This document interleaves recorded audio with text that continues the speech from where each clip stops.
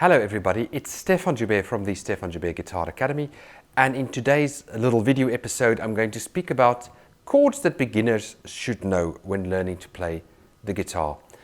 I'm going to go into a little bit of depth on the chords, how they're constructed, and what you should look out for when you are new at learning the guitar. A lot of times when beginners learn how to play their chords, they would simply maybe learn the caged system, where basically they will learn the C major chord, they will learn the A major chord, and all those basic open chords that we're going to take a look at today anyway. But then, as a beginner, you may just learn, okay, that's a C major chord. You learn the shape, and that's the end of it.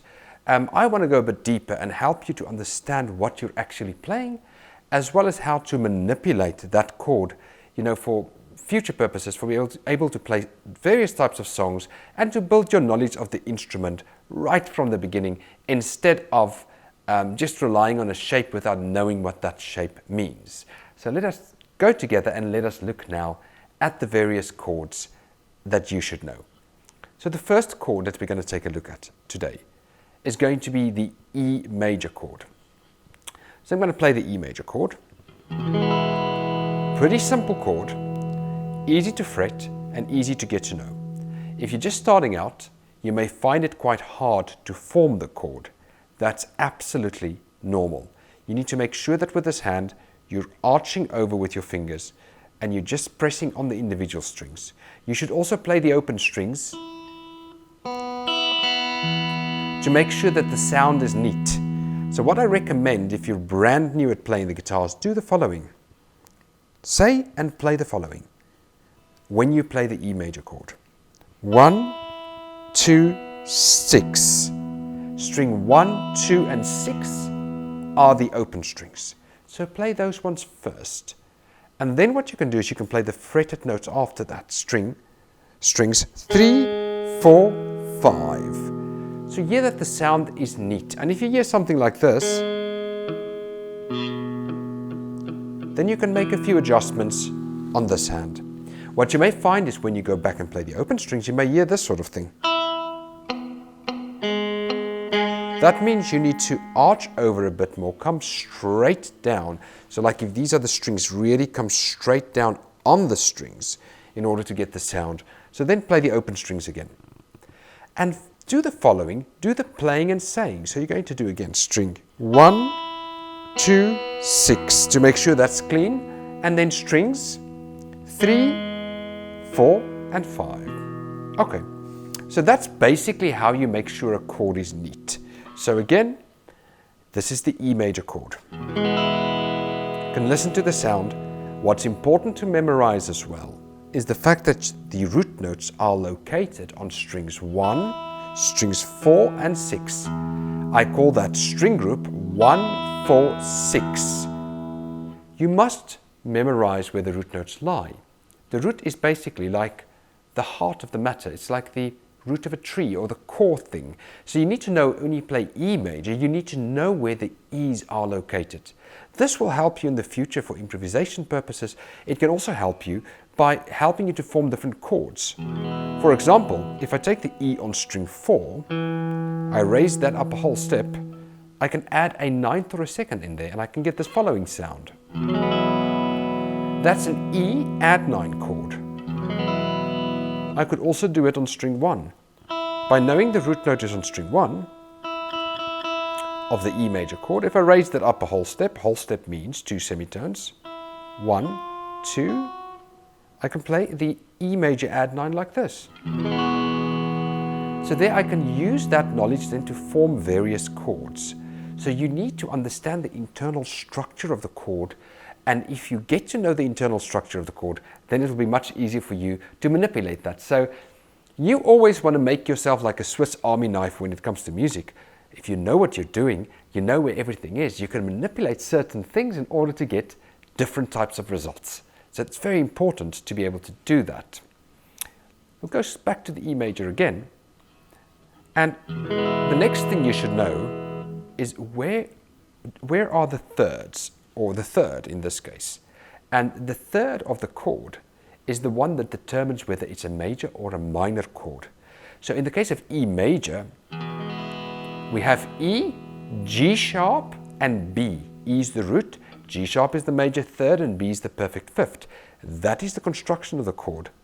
In this case, on the third string, we have the major third. So you go string 1, 2, 3. Remember, when you count on the guitar, this is the first string, this is the second string, this is the third string. We count from the thinnest note or the highest pitch down to the bass. So it's string 1, 2, 3, 4, 5, 6. That's important. So on the third string, that is our third. In the E major chord formation, we only have 1/3. The C major, for example, the traditional way of playing it has got 2/3 in it.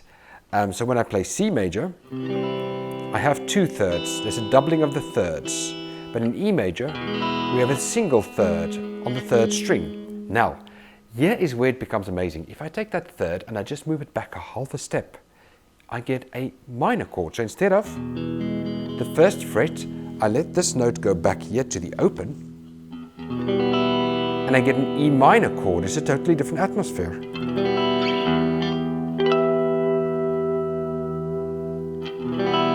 So you see, by changing one note, I get the minor.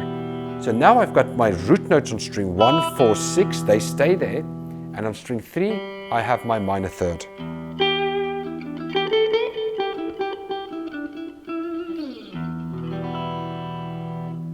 I'll go back to the major again. So we've got our third on the third string. If I move that up a half a step, I'll get an E suspended fourth chord.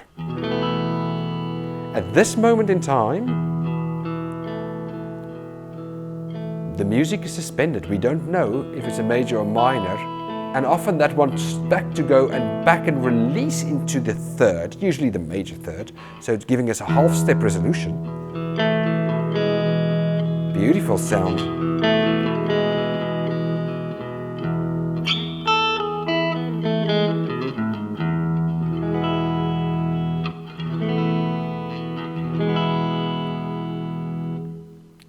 So again, what I could do, by having my knowledge of the chords, and what I'm teaching you here on the E major chord, you can then apply that to all the chords, because you should know the open chords. You should know your D major, you should know your C major, you should know your A major, you should know your G major. Sometimes there are various ways to play it. You can play G major like this, you can play G major like this, you can play G major just like this. D major could be played like this, box standard, just could play like this, putting the F sharp on the bass. C major could be played like this, C major could be played like this, C major could be played like this. Various methods. A major can be played like this, could be fingered like this. You could play it from the E, having the fifth in the bass, or from the A.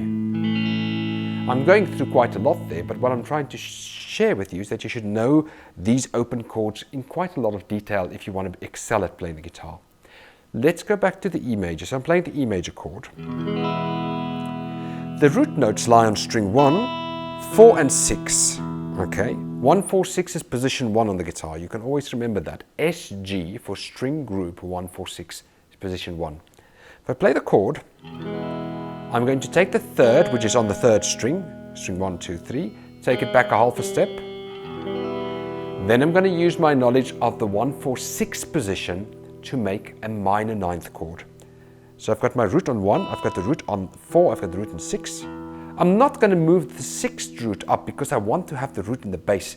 The bass gives me the sound, so that tells me it's E. So I want to try to keep the E in the bass for the moment being. But then what I will do is on the 4th string, 2nd fret, I will raise up that 2 semitones, 1, 2, to an F sharp. So I'll do that again, 1, 2, to get an E minor ninth chord. It's a beautiful sound, eh? Combined with the pentatonic, you can make really beautiful sounds with that.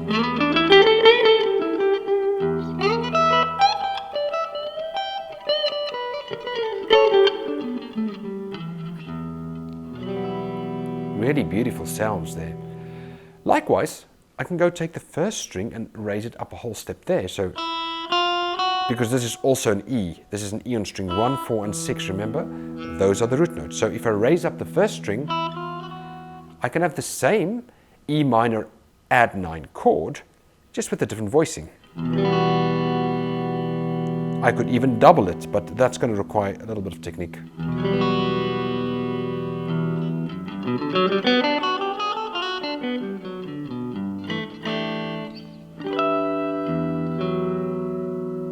Very poignant, that minor, the major ninth, which is the ninth of this minor.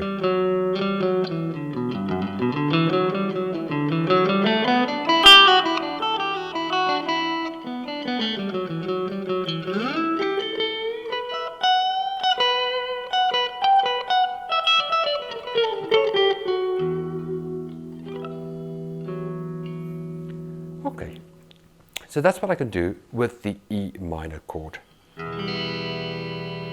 So we talked about the sus, we talked about moving the third upwards to the sus, we talked about moving the third down to make a minor.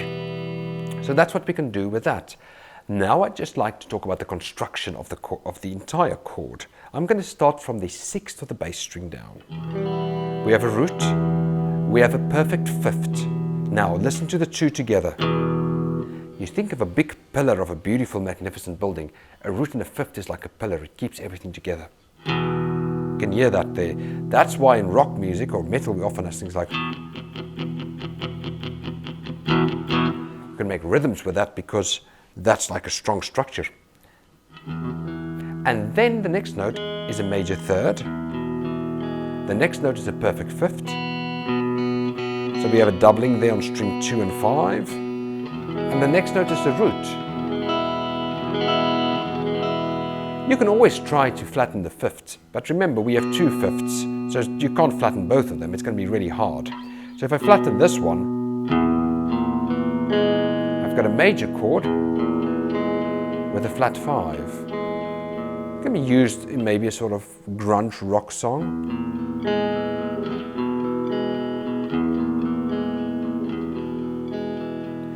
If you do it with a minor chord, you're essentially playing a diminished triad. You're playing a root, a flat 5, a root, and a minor third. But that would not be the most optimal voicing. I'd rather play this. So that depends on the voicings there. So, that was just a quick explanation on the chords. You should do the same on all the other chords. Just experiment with it. So, let's just very quickly take a look at, let's go to D major. So in D major, string 2 and 4 would be the root notes. String 1 is the third. I can move it up to a sus, or I could move it down to a minor, D for a D minor. I could also take the first string and throw it over to the sixth, and put the minor in the bass, or the major in the bass, or the sus in the bass, which you wouldn't usually do. That gets a little complex to all of those degrees. I don't want to go into so much depth. Just want to talk about the basic string groups, which is on 2-4 for the root notes, the major third on the first, which can be manipulated upwards to the suspended chord or manipulated downwards to the minor. Let's go to A. This is just a quick overview. In A major we have the root on strings 3 and 5. String group 3 and 5. The third is on string 2. If I move that third upwards, a half a semitone up, I get an A suspended chord.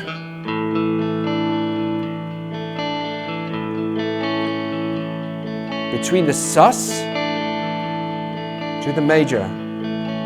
So here I have A suspended fourth going to A major. If I move it down, I get a minor third.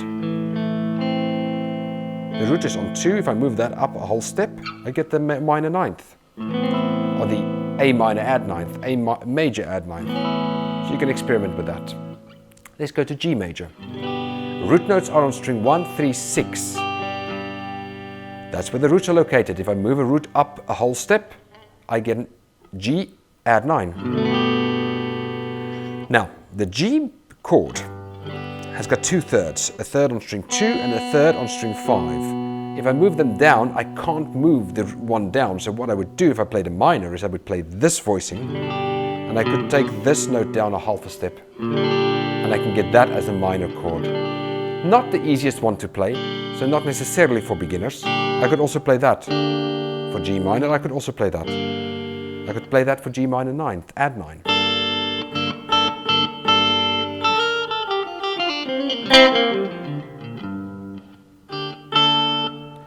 Let us take a look at C major. C major again, doubling of the thirds. String 1, string 4, those are not the roots, those are the thirds.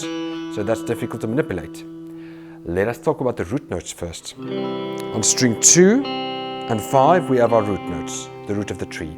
If I move that root up a whole step, I get a C major, add 9. Beautiful voicing, I also play it like this. Now let's talk about how to make C a minor. What I would typically do is I would ignore string 1 and I would move string 4 down a half a step and I would put an octave on strings 2 and I would get this. Again, not for beginners necessarily, not the easiest one to play. As a beginner you may want to play the bar chord version. I know I'm going quick through these chords, but this is just an overview, just to give you an idea on how to think. This is not a lesson in depth on each chord. Okay, wonderful, wonderful, wonderful. So we've done E major, we've done C major, we've done D major, we've done G major, and we've done A major. We've looked at all the various chords. So what I'd like you to do is next time when you study a chord, the first thing I want you to do, depending upon your level, but this is for beginners, is just say and play the degrees from the bass down or from the first up, it doesn't matter. Just root, fifth, root, third, fifth, root. Root, third, fifth, root, third, fifth there. Root, third, fifth, root, third, root, or fifth over there. A major, root, fifth, root, third, fifth. D major, root, fifth, root, third.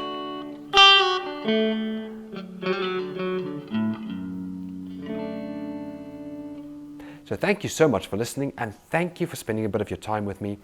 I'll be doing more of these videos. Feel free to leave me a comment. Feel free to subscribe. Thank you once again for listening. And I hope that you've learned something. Even if you're an advanced player, you know you can do the same thing. Let's say you play an A13 flat 9 chord. You could kind of see, okay, that's a flat 9, that's a 13th, that's a 3rd, and that's a flattened 7th. You know?